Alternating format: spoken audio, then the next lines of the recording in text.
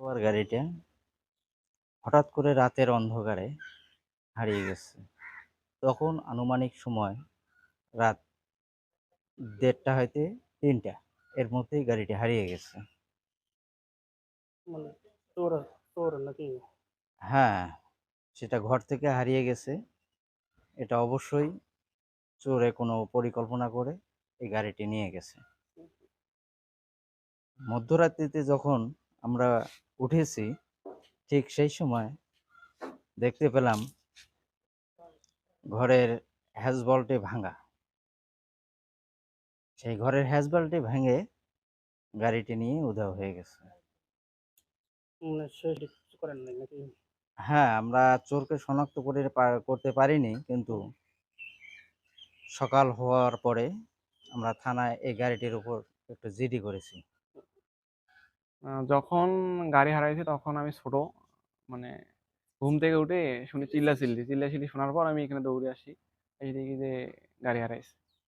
এটুকুই। আর ছোট থাকা, তখন আমি 6 এ পড়ি এরকম। মানে কাকুর কাছে নাকি ফোন আসছিল যে এরকম আপনার গাড়ি পাওয়া গেছে তারাগঞ্জ থানায়, মানে গাড়ির নাম্বার সহ মানে পাইছে গাড়ি তারাগঞ্জ থানায়। তারপর কাকু ওখানে যোগাযোগ করলো যে সত্যিকার ঘটনা যে গাড়ি পাওয়া গেছে এখানে। এটুকুই। কবে নিয়ে আসলো গাড়ি?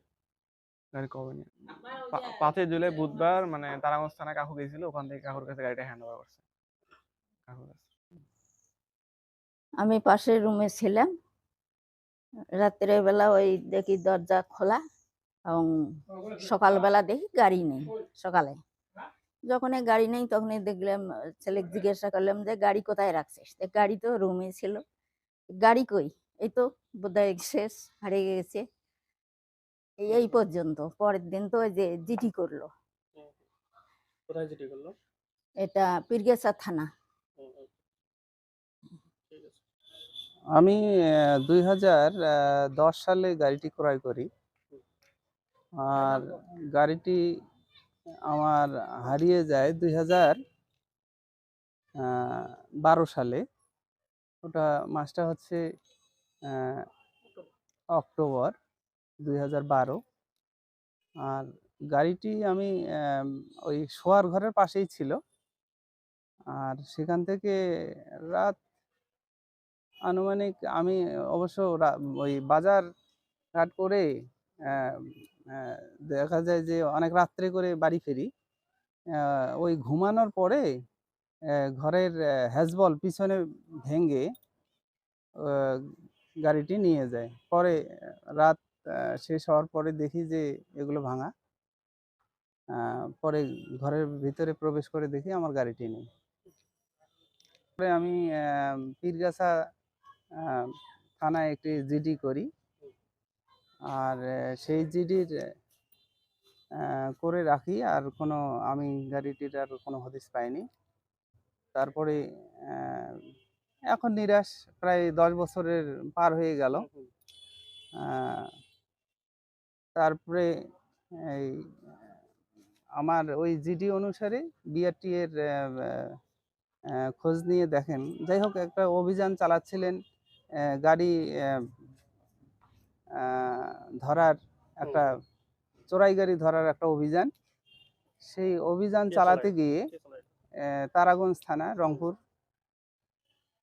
সেখানে 4টি গাড়ি ধরা পড়ে। সেই 4টি গাড়ির মধ্যে আমার একটি গাড়ি ছিলেন। কবে অভিযান করে আমি মারফত জানতে পারলাম যে ওটা জানুয়ারি মাস 2023। তারিখটা আমার এই মুহূর্তে খেয়াল নেই। 23শে জানুয়ারি। হ্যাঁ, হ্যাঁ, 23শে জানুয়ারি 2023। হুম, হুম। তো ওনারা ওই অভিযান চলাকালীন সময়ে ওই বিআরটিএ তদন্ত করে গাড়ির মালিককে খোঁজ করে আমার সঙ্গে যোগাযোগ করেন। আমি সেই প্রেক্ষিতে আবার আদালতে একটা প্রেয়ার দেই, আবেদন।